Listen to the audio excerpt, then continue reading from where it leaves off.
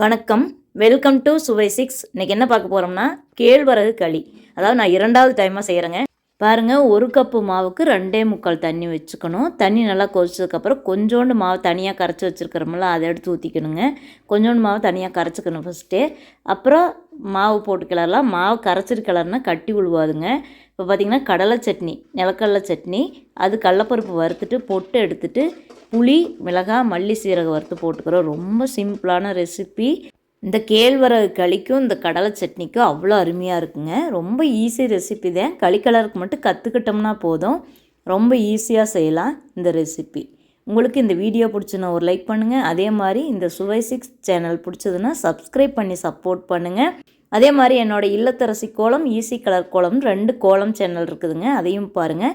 கொஞ்சம் இலக்கமாக போச்சு. நான் 3 டம்ளர் ஊற்றிட்டேன். அதனால் களி உருட்ட வரல, அதனால் உருட்டிட்டேங்க. டேஸ்ட் சூப்பராக இருந்தது. தேங்க்யூ.